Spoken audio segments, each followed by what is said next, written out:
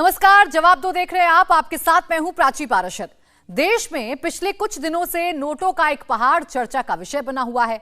पश्चिम बंगाल में ममता के मंत्री के यहां एनफोर्समेंट डायरेक्टरेट का छापा पड़ा। एजेंसी का दावा है कि रिश्वत में ली गई रकम इतनी ज्यादा है कि उसे मशीन से गिनना पड़ा, बॉक्सों में भरना पड़ा, फिर ट्रक में लाद कर ले जाना पड़ा। जब छापा पड़ रहा था तो आरोपी मंत्री लगातार मुख्यमंत्री ममता बनर्जी को कॉल कर रहे थे। ऐसे ही दिल्ली में नई शराब नीति पर सरकार जांच के बाद सीबीआई जांच के आदेश दे दिए गए हैं। तो आरोपों के घेरे में खड़ी सरकार केंद्र सरकार पर आरोप लगाने लगी कि केंद्रीय एजेंसियों का इस्तेमाल विरोधी दल और नेता को दबाने के लिए किया जा रहा है। पार्टी के राज्यसभा सांसद ने संसद में नोटिस तक दे दिया। पहले आप संजय सिंह का बयान सुनिए, फिर आगे की कहानी समझाते हैं। मोदी जी जिस दुर्भावना से काम कर रहे हैं केजरीवाल के खिलाफ, मैं समझता हूं ये लोकतंत्र के लिए और हमारे संघीय ढांचे के लिए अच्छी बात नहीं है। आज हालत ये हो गई है कि हमारे कामों को रोकने के लिए रोज नई कहानी लेके आ जाते हैं लोग। कभी सत्येंद्र जैन को गिरफ्तार करो, कभी मनीष सिसोदिया पे सीबीआई की इंक्वायरी शुरू करो, कभी 42 विधायकों को उठा के जेल में डालो, कभी मुख्यमंत्री पे सीबीआई का छापा डालो। मतलब नेता भले ही गड़बड़ करें, लेकिन अगर एजेंसी सवाल करेगी तो हंगामा होगा। सरकार की नीयत पर ही सवाल उठा दिए जाएंगे। सोनिया और राहुल गांधी से ईडी की पूछताछ वाले केस में कांग्रेस पार्टी भी यही कर रही है। देश में प्रदर्शन हो रहे हैं। कुल मिलाकर सवाल यह है कि राजनेताओं पर, मंत्रियों पर जब किसी के छापे पड़ते हैं, आरोप लगते हैं, तो वो बिना जांच के खुद को बेगुनाह कैसे मान लेते हैं? कैसे फौरन ये कह दिया जाता है कि ये तो विरोधियों की साजिश है? ऐसी कौन सी कसौटी है जो नेताओं को उनकी बेगुनाही के फौरन दर्शन करवा देती है? आज हमारी बहस का यही मुद्दा है। देश में जब अदालत है, एजेंसी है, तो नेता अपने मन से हर कार्रवाई को साजिश कैसे बता देते हैं? देश के कानून का अपमान क्यों करते हैं? और हमारे नेता क्यों मानते हैं कि दाग अच्छे हैं, लगने दो, जांच रहने दो? तो देखिए, इसी पर हम चर्चा करेंगे और इस पर चर्चा करने के लिए इस वक्त हमारे साथ कुछ खास मेहमान भी जुड़ गए हैं। टेलीविजन स्क्रीन पर आप देख रहे हैं प्रेम शुक्ला, प्रवक्ता बीजेपी, हमारे साथ इस वक्त जुड़ गए हैं। इसके साथ ही साथ आपको बता दें, अभय दुबे, प्रवक्ता कांग्रेस, हमारे साथ हैं। सत्येंद्र सिंह, पूर्व ईडी अधिकारी, भी हमारे साथ इस वक्त जुड़ गए हैं। स्वागत है आप तीनों खास मेहमानों का हमारे साथ। अभय दुबे जी, सवाल यही है कि जब कोई केंद्रीय एजेंसी किसी घोटाले को लेकर या किसी आरोप को लेकर जांच करती है, उस पर इतना हंगामा क्यों बरपने लगता है देश में?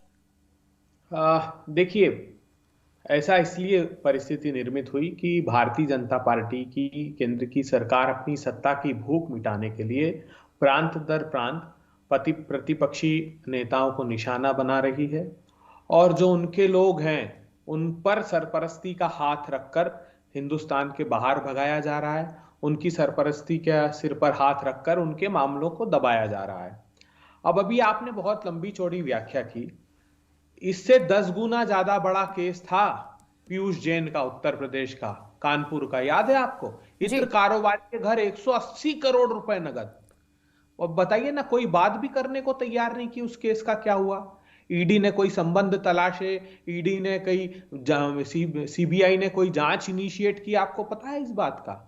अब मुझे बताइए, मेहुल चोकसी, नीरव मोदी का प्रकरण, आप 2015 मई 2015 से पीएमओ को शिकायत की, एमईए को शिकायत, सीबीआई को, सेबी को, सीरियस फ्रॉड इन्वेस्टिगेशन ऑफिस को, लगातार डेट वाइज मेरे पास पड़े कि कहां कहां लेटर भेजे, कोई एक्शन इनिशिएट नहीं किया।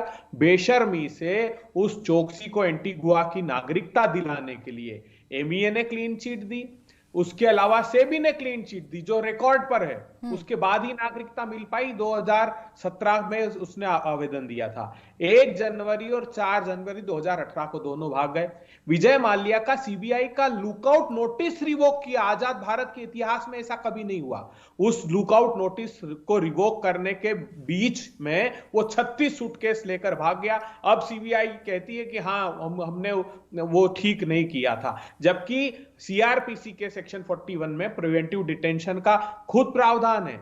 एक भी प्रकरण, संदेशरा बंधु हो, ऋषि अग्रवाल हो, इनके किसी भी आदमी पर जो इनसे संबंधित लोग हैं उन पर एक्शन नहीं होता। बात की इन्होंने हेमंत बिस्वा शर्मा पे यूएस जस्टिस डिपार्टमेंट ने इस बात का खुलासा किया था कि उनके कार्यकाल के दौरान अमेरिकन कंपनी को एक कॉन्ट्रैक्ट दिलाने के नाम पर बहुत भीषणतम भ्रष्टाचार हुआ। बीजेपी ने एक बुकलेट निकाली बाकायदा। ठीक है।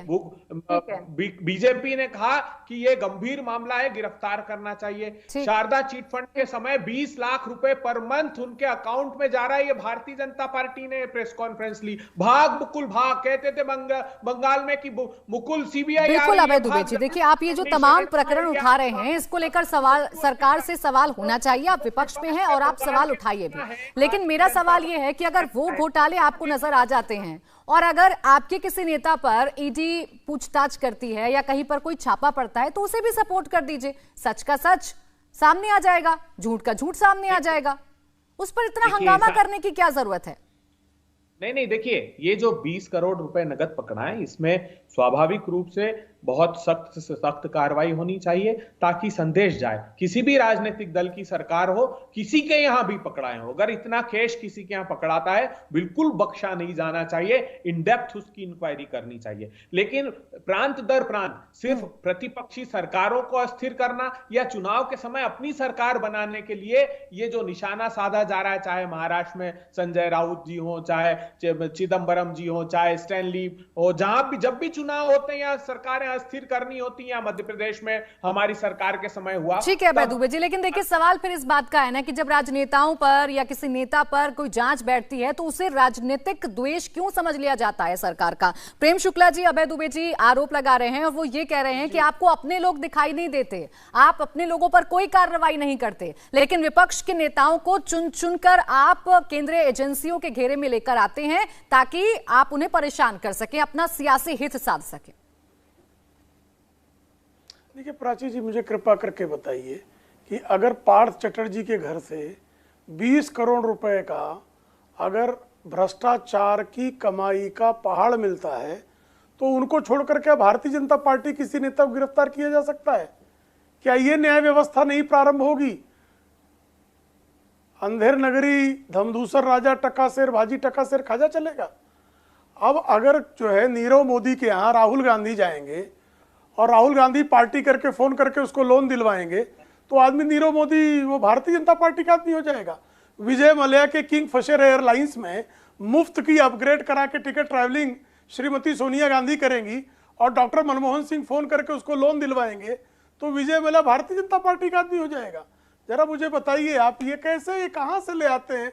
संदेशरा को, अहमद पटेल के संबंध संदेशरा से कौन नहीं जानता है, और स्वर्गीय अहमद पटेल ने किस तरह से उसकी मदद की। अब वो संदेशरा जैसे ही चूंकि भारतीय जनता पार्टी कार्यकाल आया, उसको संरक्षण देने वाली सरकार का पतन हो गया, यूपीए सरकार का, उसके खिलाफ कार्रवाई हुई, तो संदेशरा भारतीय जनता पार्टी का आदमी हो गया। तो इसमें कोई तर्क में किसी प्रकार का कोई इनके पास तथ्य नहीं है।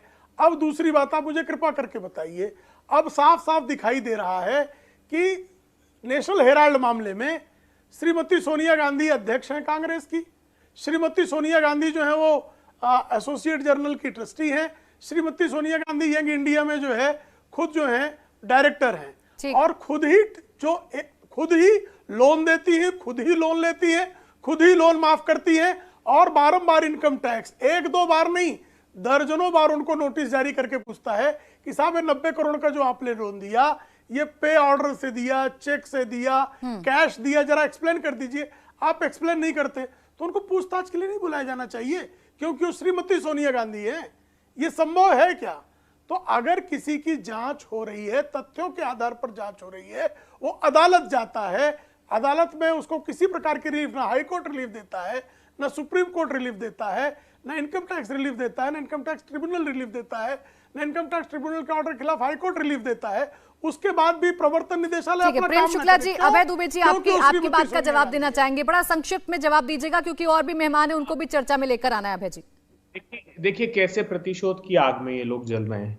1 मई 2015 को ईडी के एडिशनल डायरेक्टर ने रेवेन्यू सेक्रेटरी को पत्र लिखा और पत्र ये लिखा कि इसमें मनी लॉन्ड्रिंग का कोई केस बनता ही नहीं है। इसलिए नहीं बनता है कि दोनों सेपरेट एंटिटी है, एक भी पैसा यंग इंडिया में उस एजेएल का ट्रांसफर नहीं हुआ है, न चल संपत्ति न अचल संपत्ति ट्रांसफर हो सकती है। यह बात खुद सुब्रमण्यम स्वामी ने जब अपनी याचिका लगाई थी उसमें कहा कि एजेएल की बैलेंस शीट जो है वो घाटे की है, कोई लोन उसको दे नहीं सकता और उसकी जितनी प्रॉपर्टी है वो सारी सरकारी संपत्ति है, लीज होल्ड की है, उसको बेचने का भी अधिकार किसी को नहीं है। तो डेट को इक्विटी में जब कन्वर्ट करना होता है तो ऐसी कंपनी नॉट फॉर प्रॉफिट। यही तो सवाल है ना। देखिए आपके पास इतने सारे तथ्य हैं, आप इतने सारे प्रूफ बता रहे हैं, इतनी सारी चीजें बता रहे हैं, हो जाने दीजिए फिर पूछताछ, इसमें दिक्कत कहां आ रही है?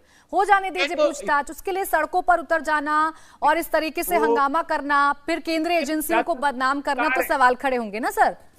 राहुल गांधी जी अगर मुद्दा उठाते हैं कि महंगाई की आग में मत झोंकिए मोदी जी हिंदुस्तान के लोगों को, आप 1000 रुपए का गैस का सिलेंडर मत लीजिए, विपक्ष की आवाज दबाने की कोशिश सरकार कर रही है, आप ये आरोप लगा रहे हैं। भाग गए तो ये प्रतिशोध की आग में जलते और प्रतिपक्षियों पर। ठीक है, संजय शर्मा हमारे साथ जुड़ गए हैं, टीएमसी प्रवक्ता, उनको भी चर्चा में ले आते हैं। संजय शर्मा जी, अगर आपके मंत्री पर आरोप लगते हैं, ईडी पूछताछ करती है, उनके करीबी के घर से 21 करोड़ 20 लाख रुपए का बड़ा कैश बरामद होता है, तो इसमें गलत कैसे हो गई ये कार्रवाई? इसमें राजनीतिक द्वेष कहां से दिख गया आपको?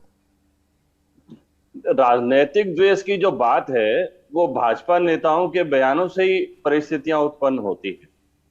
अभी तेलंगाना में जब भारतीय जनता पार्टी की राष्ट्रीय कार्यकारिणी की बैठक हो रही थी, तब केंद्रीय गृह मंत्री जी ने तो स्पष्ट किया था कि जिस प्रकार हमने महाराष्ट्र में सत्ता हासिल की है, वैसे ही हम लोग आगामी दिनों में बंगाल की सत्ता भी हासिल करेंगे। उसके बाद हम ये रुख देख रहे हैं। देखिए, मैं एक बात स्पष्ट कर दूं, हमारा संबंध बरामद रुपयों से नहीं है, जिनके घर से रुपए मिले हैं उनसे संबंध नहीं है। हम रुपए मिलने की इस घटना का कतई समर्थन नहीं करते। ये भी धिक्कारियों के ना? बिल्कुल है। पार्थ चटर्जी हमारे मंत्री थे। अब ये मामला जुडिशियरी के पास है, कोर्ट के पास है, माननीय न्यायालय पर हमें पूरा विश्वास है, संपूर्ण विश्वास है। कोर्ट का जो भी फैसला आएगा उसके बाद हम लोग जो कार्रवाई करनी होगी जरूर करेंगे। आपके मंत्री हैं, ईडी की गिरफ्त में है, 4 बार फोन करते हैं आपकी सीएम को, लेकिन फोन नहीं उठाती वो। अब ये मंत्री हैं, जरूर हैं, फोन करते हैं, क्यों नहीं उठाती है? जरूर कोई वैसी बात रही होगी, फोन नहीं उठा। लेकिन इसका मतलब ये तो कतई नहीं है ना कि हम किसी भी तरफ से ऐसी किसी घटना का समर्थन कर देंगे। हमें न्यायालय पर विश्वास है, माननीय कोर्ट पर विश्वास है। कोर्ट की जो भी राय आएगी उसके बाद हम अपनी आवश्यक कार्रवाई जो है इतने गंभीर आरोप लग रहे हैं संजय शर्मा जी, एक बयान नहीं आया टीएमसी का कि हम इस चीज का खंडन करते हैं, आपकी सीएम नहीं बोली, कोई कार्रवाई अभी तक नहीं हुई आरोपी मंत्री पर। आपका ध्यान नहीं गया होगा, पार्टी ने तो परसों ही अपना रुख स्पष्ट कर दिया था। पार्टी ने प्रेस कॉन्फ्रेंस के माध्यम से अपना रुख पूरी तरह स्पष्ट कर दिया कि एक ऐसी कार्रवाई है, और यदि यह कार्रवाई न्यायालय में यदि दोषी पाए जाते हैं, कोर्ट इस राय तो फिर तो ठीक है संजय शर्मा जी, फिर तो राजनीतिक द्वेष की कोई बात नहीं आनी चाहिए यहाँ पर। अगर आप कह रहे हैं कि हमें माननीय न्यायालय पर भरोसा है, आप कह रहे हैं कि अगर ठीक है कहीं से कोई पैसा मिला है तो उसकी जांच होनी चाहिए, तो फिर इसमें राजनीतिक द्वेष की तो कोई बात आनी ही नहीं चाहिए। नहीं, राजनीतिक द्वेष की बात तो आनी चाहिए या नहीं आनी चाहिए, ये आप और मैं और देश की जनता भली भांति जानते हैं। ईडी किनके इशारों पर काम कर रही है और ईडी ने पिछले कुछ सालों में क्या कार्रवाई की है और किन किन के खिलाफ कार्रवाई की है, इसमें इशारा कैसे हो गया? किसी के घर से रकम बरामद हो गई तो इसमें ईडी किसके इशारे पर वहां छापा मारने चलेगी? बताइए मुझे। रकम बरामद की ना ईडी ने? हमने ये कब कहा कि ये रकम जो बरामद हुई है हम इसके समर्थन में, हम भी इसका समर्थन नहीं। दो बातें नहीं हो सकती ना संजय शर्मा जी, आप समर्थन भी नहीं कर रहे हैं और आप ये भी कह रहे हैं कि राजनीतिक द्वेष है।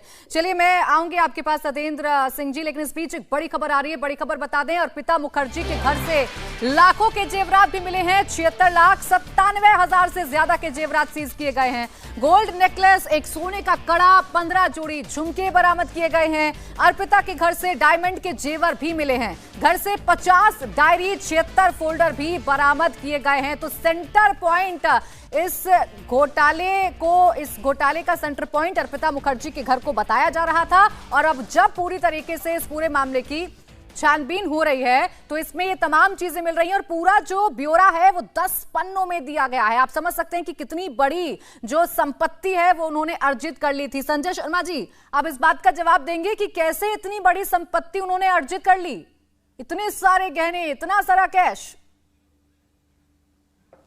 चलिए, संजय शर्मा जी हमारे साथ अभी चर्चा में है नहीं, सवालों के जवाब अभी वो नहीं दे पा रहे हैं। लेकिन सत्येंद्र जी, आप मुझे बताइए, बार बार जो आरोप लगा रहे हैं, आप अभय दुबे जी को भी सुन रहे थे, आप संजय शर्मा को भी सुन रहे थे, वो बार बार ऐसा कह रहे हैं कि ईडी केंद्र सरकार के इशारों पर चलती है। आप अपना एक्सपीरियंस बताइए, क्या ऐसा होता है? सरकार की तरफ से कोई निर्देश मिलते हैं आप लोगों को, कोई जानकारी मिलती है जिसके आधार पर आप कार्रवाई करने चले जाते हैं? जी नहीं, ऐसा नहीं होता है। हम ईडी के पास जो इनपुट आते हैं उनके बहुत चैनल्स हैं।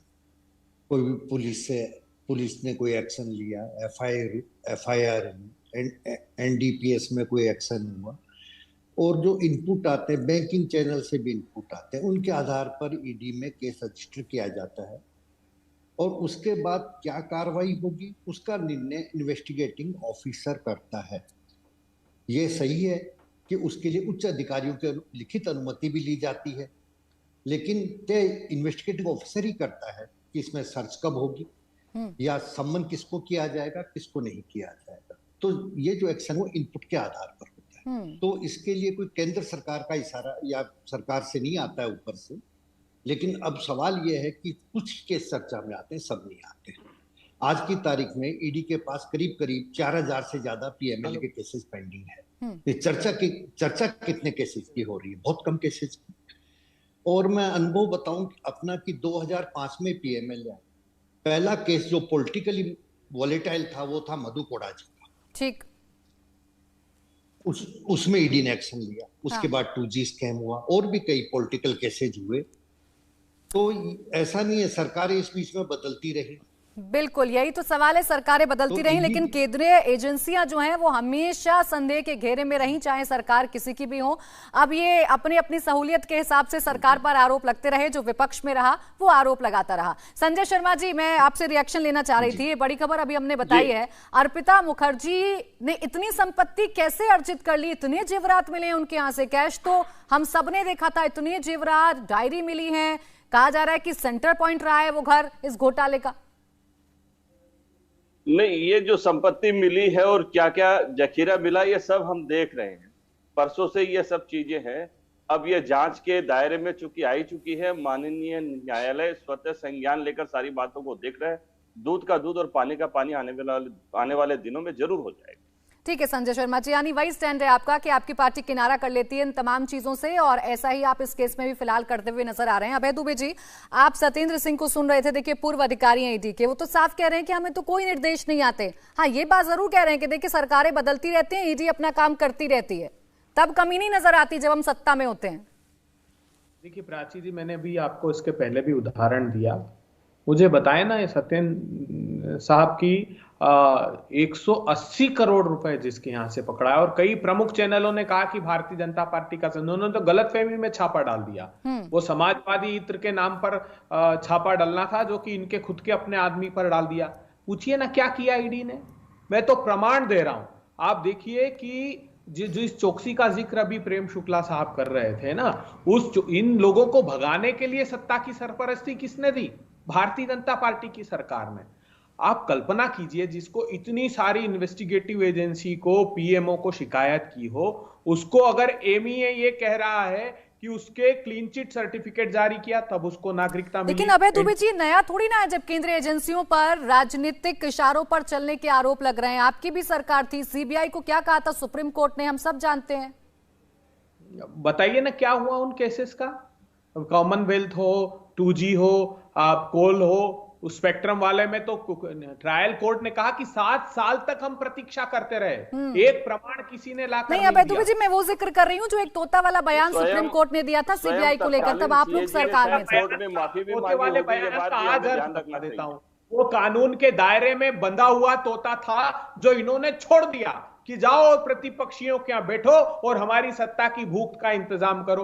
अरे इतना ही नहीं, छोड़ दीजिए ये तो, कि क्या पराकाष्ठा है वो देखिए। रियाज अटारी जिसने कन्हैयालाल जी की हत्या की, आरोप ये लगा कि वो भारतीय जनता पार्टी का कार्यकर्ता। तारिक अहमद मीर जिसको विधानसभा का टिकट दिया, जिसका अगर आप ईमेल आईडी देखेंगे तो BJP.तारिक, वो नहीं अभय दुबे जी, देखिए ये जो पहले से क्लीन चिट दे दी जाती है ना अपने नेताओं को, सवाल इसको लेकर है। आप जांच होने दे, देखिए सवाल उठाते रहिए। अगर सरकार इस तरीके की कोई गड़बड़ी कर रही है आप सवाल उठाइए, लेकिन अगर आपके नेताओं पर जांच हो रही है तो इसे होने दीजिए, सम्मान कर लीजिए ईडी का, सीबीआई का, केंद्रीय एजेंसियों का। खैर कुलदीप कुमार हमारे साथ जुड़ गए, प्रवक्ता आम आदमी पार्टी, क्योंकि दिल्ली में भी बड़ा सियासी घमासान मचा हुआ है। कुलदीप जी, अगर सीबीआई जांच कर लेगी शराब नीति की तो क्या आफत आ जाएगी, क्या बवाल हो जाएगा? आपको क्यों लग रहा है कि ये केंद्र सरकार ने छोड़ दिया है शगुफा एक आपको परेशान करने के लिए? देखिए, पहली बात तो ये कि हमारे लगभग 150 के ऊपर हमारे नेताओं पर एफआईआर की गई, पुलिस ने भी एफआईआर करी, सीबीआई ने भी करी, एसीबी ने की। क्या मिला उन लोगों को?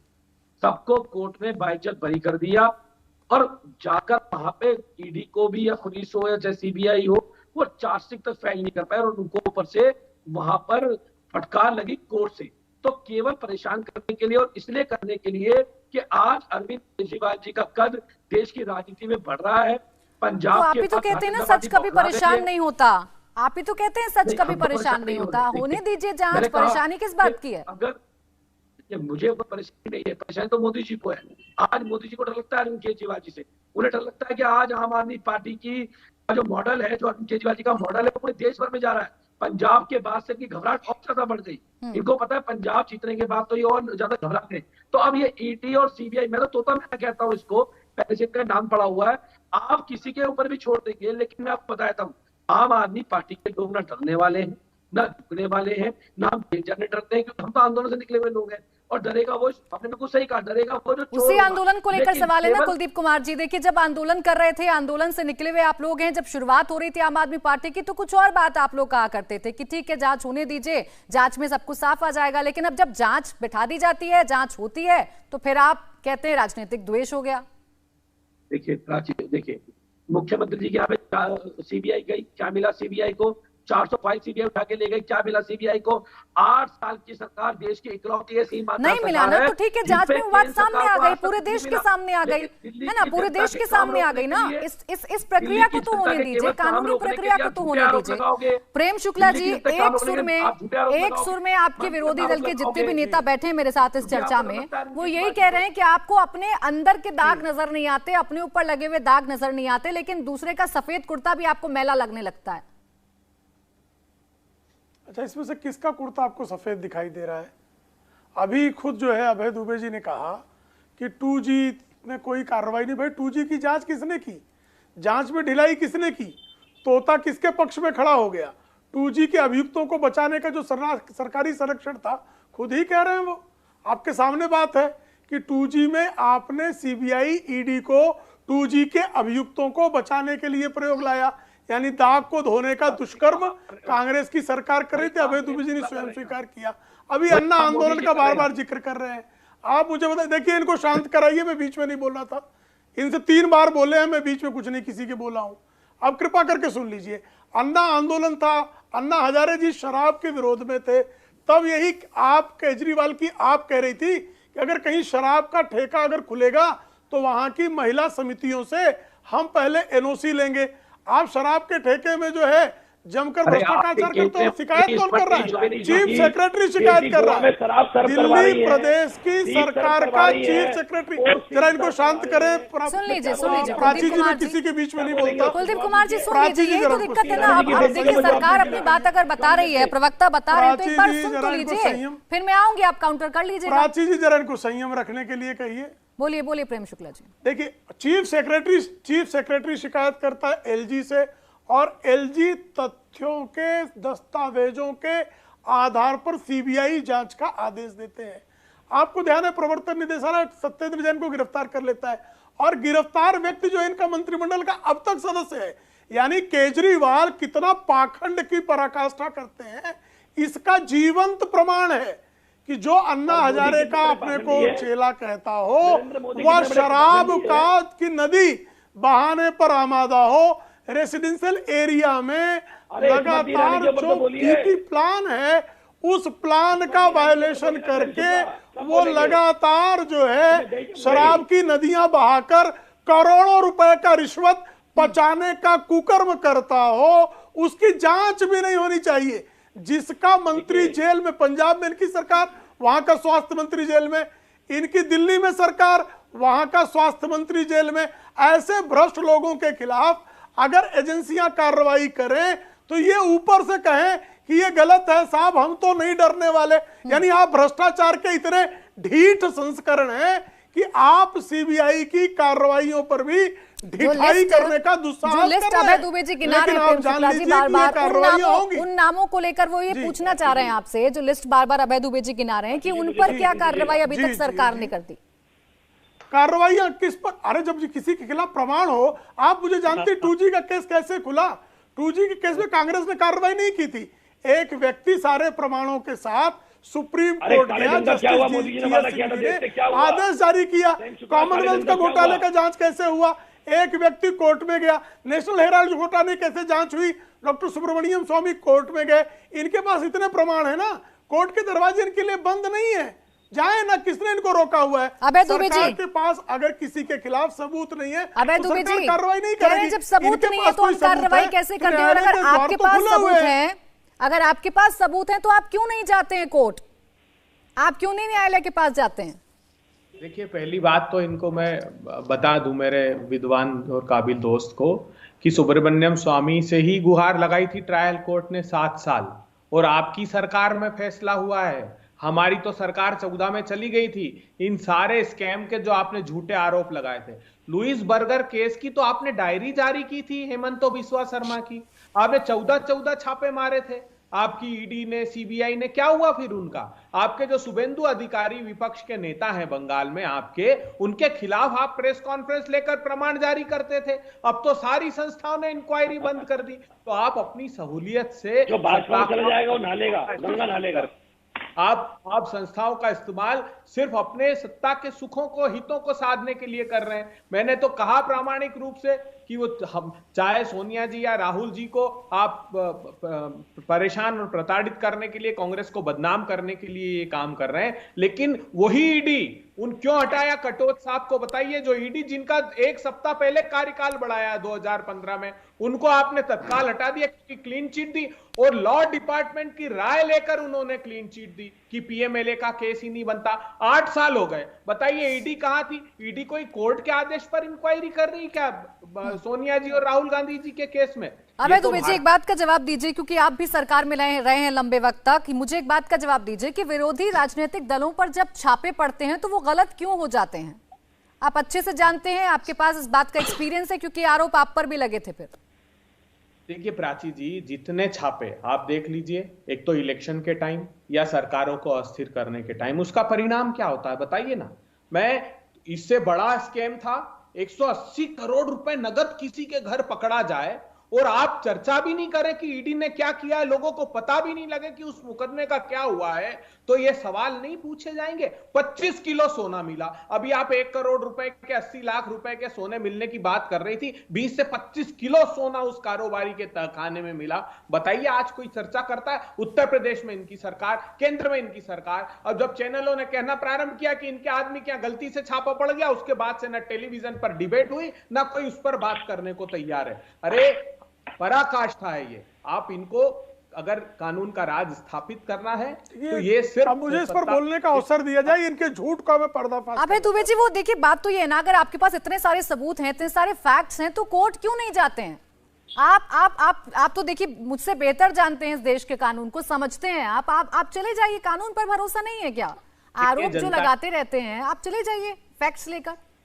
जनता की अदालत में भी जाते हैं, न्यायालय में भी पक्ष रखते हैं, लेकिन संस्थाओं को, मैं संस्था के लोग गलत नहीं है, हाँ। लेकिन जिस प्रकार केंद्र की सरकार उन संस्थाओं का दुरुपयोग कर रही, वो भी उनकी अंतरात्मा जानती है, वो भी दिल पर हाथ रखते हैं, तब ये बात कहते हैं कि किस प्रकार दुरुपयोग किया जा रहा है। उसका जवाब तो सत्येंद्र सिंह जी दे ही रहे हैं। बहरहाल संजय शर्मा जी, अब देखिए, अब चलिए कोई बात नहीं करते, सबूतों को लेकर तो मानेंगे ना कि आपके मंत्री के खिलाफ सबूत मिल रहे हैं, उनके करीबी के घर से इतना सारा कैश, इतनी सारी संपत्ति मिल रही है। एक तरफ आप कह रहे हैं हमें तो जांच पर भरोसा है, इस देश के कानून पर भरोसा है, दूसरी तरफ आप कह रहे हैं जी ये तो इशारों पर हो रहा है।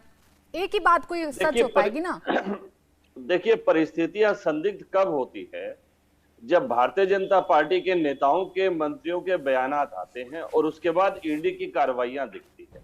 अब एक मान लिया कि ये जो पैसे मिले हैं, ये जिनके घर से मिले हैं, टोटल भ्रष्टाचार है, ठीक है, लेकिन आपने देखा होगा एक साधारण तौर पर हमारे संज्ञान में जो बात आती है, ठीक कैसे हो जाएगा? जो व्यक्ति पिछले 2-3 महीनों से सीबीआई की जांच हो रही है, सीबीआई के सामने पेश होता है, ईडी के सामने पेश होता है, दुनिया भर की एजेंसियां उनके पीछे लगी है, वो करप्शन करते भी और इतना पैसा वो अपने पास रखने के लिए छोड़ देंगे, ईडी का वेट करेंगे कि ईडी आएगी और ये पैसा पकड़ लेगी। ऐसी बहुत सी बातें हैं। और ये किताब का जो क्या कह रहे जो हैं फिर आप? शिक्षक भर्ती, नहीं संजय शर्मा जी, जरा इसे क्लियर बताइए, घुमाइए मत सर, मुझे बताइए आप ये कहना क्या चाह रहे हैं पैसे को लेकर? ये संदिग्ध जो बातें हैं मैंने आपके सामने रखी क्या है। संदिग्ध है? मुझे समझाइए, मैं समझी नहीं सर, मुझे समझाइए क्या संदिग्ध है? आप समझिए बात को कि जो व्यक्ति पिछले 2 महीनों से सीबीआई जांच में, सीबीआई बुलाती है हाजिर हो रहा है, ईडी बुलाती है वो हाजिर हो रहे हैं, वो जानते हैं कि एजेंसियां उनके पीछे पड़ी है। उनके घर से नहीं मिला ना सर, उनके करीबी के घर से मिला है, उनके घर से नहीं मिला। फिर भी उनके करीबी के घर से इतना पैसा मिलता है तो इसमें कहीं ना कहीं कुछ संदेह उत्पन्न होता है। और भारतीय जनता पार्टी अपने राजनीतिक विरोधियों के खिलाफ स्टैंड क्या है सर? संजय शर्मा जी, आपका स्टैंड क्या? मैं कंफ्यूज हो रही हूँ आपकी बात से। आपका स्टैंड क्या है आपके मंत्री को लेकर, पार्थ चटर्जी को लेकर, टीएमसी का स्टैंड?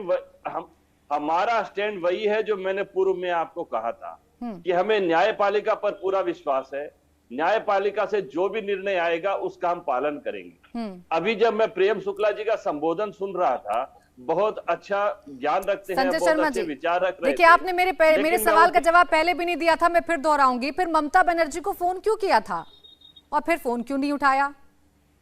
देखिए, फोन क्यों किया था ये तो वो बताएंगे, और फोन क्यों नहीं उठाया और किन परिस्थितियों में फोन नहीं उठा। नहीं, आपके मंत्री हैं, कद्दावर मंत्री हैं, बड़े मंत्री हैं, जहां तक मैं जानती हूँ संजय शर्मा जी, बड़े मंत्री है, नंबर 2 की भूमिका में रहते हैं आपकी सरकार में।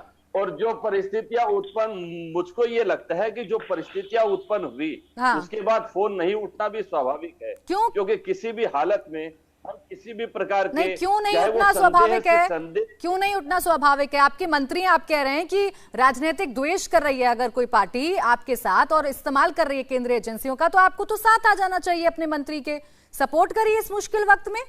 नहीं, अगर वो साफ है, भ्रष्टाचार नहीं हो रहा आपकी सरकार में, तो आप सपोर्ट करिए ना। फिर मुश्किल वक्त की बात यह है कि हम भाजपा नहीं है, हम भाजपा नहीं है, इसलिए हम यथार्थ के धरातल पर चलते हैं। और भाजपा हम क्यों नहीं है? पिछले 2-3 बयानों की तरफ पूर्व राज्यपाल थे पश्चिम बंगाल के तथागत राय, उन्होंने कुछ ही समय पहले ट्वीट करके यह आरोप लगाया था कि भारतीय जनता पार्टी पश्चिम बंगाल में, यही तो कह रही हूं मैं संजय शर्मा जी, इतनी सारी संदिग्ध चीजें आपको लग रही हैं। आपको लग रहा है बीजेपी के नेताओं ने बयान दिया, ईडी ने कार्रवाई कर दी, ईडी ने छापा मार दिया, आपके मंत्री को पकड़ लिया, तो आप साथ दे दीजिए अपने मंत्री का। आप तो कन्नी काट रहे हैं, फोन भी नहीं उठाएंगे उनका। और कितने करीबी हैं वो ममता बनर्जी के, क्या हम नहीं जानते? नहीं, वो करीबी है। अब फोन की हर परिस्थिति में फोन उठ जाए ये उचित भी नहीं है। और यहाँ इतना जखीरा मिला। और मैं जो बात अपनी कह रहा था वो पूरी कर लूं। मेघालय के जो राज्यपाल हैं वो बार बार वो खुले मन से कह रहे हैं, इनके भ्रष्टाचारों की पोल खोल रहे हैं। वो कश्मीर में थे, उनको क्या ऑफर हुआ था, ईडी ने क्या किया? देश के संविधान के पद पर बैठे हुए, संविधान के जो कस्टोडियन है राज्य के राज्यपाल साहब, दो चीजें नहीं हो सकती संजय शर्मा जी। या तो आप कहिए कि राजनीतिक द्वेष के चक्कर में आपके मंत्री को ईडी ने पकड़ा है, ईडी ने कार्रवाई की है, या तो फिर आप ये कहिए कि हमें न्याय पर पूरा भरोसा है, हमें ईडी की कार्रवाई पर पूरा भरोसा है, हम भ्रष्टाचार का समर्थन नहीं करते हैं। दो बातें तो नहीं हो सकती हैं। मैं प्रेम शुक्ला जी का रिएक्शन इस पर लूंगी, लेकिन सत्येंद्र सिंह जी, जो पूरी चर्चा चल रही है इस पर क्या टिप्पणी आप करेंगे? बार बार कह रहे हैं कि अधिकारी तो अच्छे हैं ईडी में काम करने वाले, लेकिन चूंकि सरकार है, सरकार की सुनना जरूरी है, इसलिए वो सुनते हैं। उनकी अंतरात्मा जानती है कि वो कितना गलत कर रहे हैं। जी नहीं, ऐसा नहीं। कई बार सर्चेज की जो टाइमिंग होती है वो उसको देख के ऐसा लगता है कि ये कोई एक साथ में कोई पॉलिटिकल इवेंट हुई है उसके जस्ट बाद या साथ साथ कुछ सर्चेज हो जाती हैं, चाहे इलेक्शन का समय हो या कोई और समय। लेकिन ऐसा नहीं, तो सर्च क्या तय करता है इन्वेस्टिगेटिंग ऑफिसर, उसके पास जो इनपुट आ रहे होते हैं, क्योंकि लगातार जो संदिग्ध अब लोग हैं उन पर नजर रखते हैं, उनके कहाँ कनेक्शन है, कहाँ उन्होंने धन छुपाया होगा या दस्तावेज छुपाए होंगे, और जब टाइमिंग एग्जैक्ट शूट करती है अधिकारियों को कि हाँ आज सर्च करने से हमें ज्यादा से ज्यादा रिकवरी होगी, उसी टाइम सर्च की जाती है। यानी अपनी प्रक्रिया है ईडी की, वो पहले जांच पड़ताल करती है, पहले तमाम चीजों को देखती है और उसके बाद वो जाकर छापा मारती है। अब उस वक्त देश में क्या हो रहा है इस बात का इल्म ईडी को नहीं है और उसे जोड़ लिया जाता है, आप ये कह रहे हैं। प्रेम शुक्ला जी, नहीं कोई जी बिल्कुल प्रेम शुक्ला जी, आप जवाब देना चाह रहे थे अभय दुबे जी का भी और संजय शर्मा जी का भी। वो ये कह रहे हैं कि आपके नेता जब बयान देते हैं उसके बाद ही क्यों ईडी के छापे पड़ते हैं? अच्छा, मान लीजिए अगर मुझे किसी भ्रष्टाचारी के बारे में जानकारी हो तो मुझ पर बयान देना मुझे प्रतिबंधित है, मैंने बयान नहीं देना चाहिए?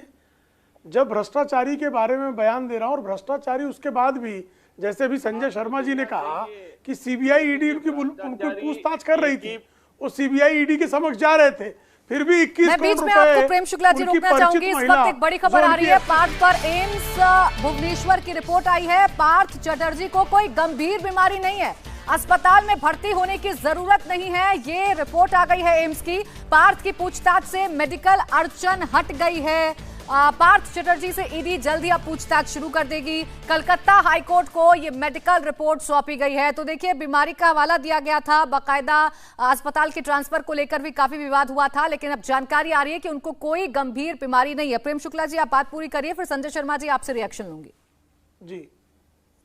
जी, तो उसके बाद भी जो है 20-21 करोड़ रुपए उनकी एसोसिएट के घर से बरामद होता है, जबकि वो सीबीआई और ईडीआई की पूछताछ का सामना कर रहे थे। हमारे यहाँ अवधि में उत्तर प्रदेश में कहावत है, ढीठ चोर सेंध में आल्हा गावे। तो जो ढीठ होता है वो ढीठ आदमी सेंध मारकर सेंध में ही आल्हा गाता है।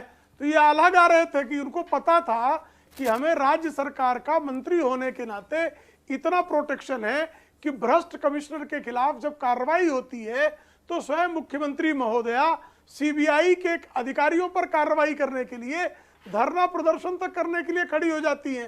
तो इसलिए पार्थ चटर्जी जैसे लोगों को जब सत्ता के में कि सर्वोच्च पद पर बैठी मुख्यमंत्री ही खुला संरक्षण देती हो, तब वैसी स्थिति में उनको भय नहीं लगता है।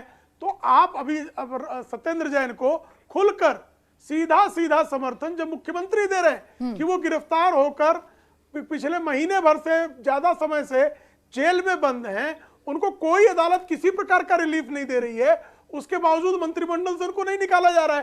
तो अगर मुख्यमंत्री इसी तरह से उद्धव ठाकरे की सरकार में नवाब मलिक खुद उनको दाऊद इब्राहिम गिरोह से संबंध होने के चलते जेल चले गए, लेकिन सरकार के पतन के आखिरी दिन तक उनको मंत्रिमंडल से नहीं निकाला गया, तो किस तरह से ये कांग्रेस हो, एनसीपी हो, आम आदमी पार्टी हो, टीएमसी हो, ये भ्रष्टाचारियों को खुला संरक्षण दे रहे हैं। कुलदीप जी, गिरफ्तारी के बाद जेल में जाने के बाद भी उनको मंत्रिमंडल से नहीं निकाला जा रहा है। ये समर्थन क्यों देने लगते हैं, ये पूछ रहे हैं प्रेम शुक्ला जी कि आप लोग समर्थन क्यों देने लगते हैं। और सवाल एक ये भी है कि बिना किसी जांच के, बिना किसी आधिकारिक चीज के कैसे कहने लगते हैं आप लोग कि ये बेगुनाह है? यानी नेता होना ही बेगुनाही का सर्टिफिकेट है इस देश में? देखिए, मैंने बार बार इनसे पूछा कि इन्होंने अभी कुछ समय पहले दिल्ली के मुख्यमंत्री घर पर रेड मारी, इनको क्या मिला? ना इनकी सीबीआई बता पाई, ना भाजपा प्रवक्ता बता पाए, ना मोदी जी बता पाए। हमने इनसे पूछा कि आपने डिप्टी सीएम क्या रेड मारी, किसी और केस में, उस केस का क्या हुआ? आपको वहां कुछ नहीं मिला। आपने दिल्ली के 150 नेताओं के ऊपर केस रखी, क्या रहा? कुछ नहीं रहा। तो आप केवल केवल झूठ फैलाना और ये दिखाना कि जैसे भाजपा के लोग चोर हैं, अरे ये झूठ है, सत्येंद्र जैन जेल में नहीं है, ये दिखाना चाहते हैं केवल। सत्येंद्र जैन जेल में नहीं है भैया, मैं पूरे फिर बोल रहा हूँ कि सत्येंद्र जैन जेल में है कि नहीं? तो बौखला सत्येंद्र जैन जेल में है कि नहीं? हम क्यों बौखलाएंगे? बौखलाए आप हैं। जैन आप जेल में मेरे को सत्येंद्र बताइए, जैन है, मैं क्यों बौखलाऊंगा? सत्येंद्र जैन जिस केस में जेल के अंदर केजरीवाल का कितना फाइनेंसर बड़ा जेल में है। ठीक है प्रेम शुक्ला जी, भ्रष्टाचार से कुलदीप जी, मेरे पास वक्त ही केजरीवाल खत्म हो का गया है, वक्त की कमी है, फाइनेंसर वक्त जेल में की है। अपनी बाध्यता है। बहुत बहुत शुक्रिया आप सभी खास मेहमानों का हमारे साथ चर्चा में शामिल होने के लिए, हमसे बातचीत करने के लिए। तो सवाल यही है कि जब जब ईडी, सीबीआई या केंद्रीय एजेंसियां जांच करने के लिए जाती हैं तो उसमें राजनीतिक द्वेष क्यों दिखने लगता है, क्यों सवाल खड़े होने लगते हैं और क्यों उसकी टाइमिंग को लेकर विपक्ष हंगामा करने लगता है। इंडिया टीवी हर वक्त हर जगह डाउनलोड करने के लिए सर्च करें India TV news Google play store या ऐप स्टोर पर।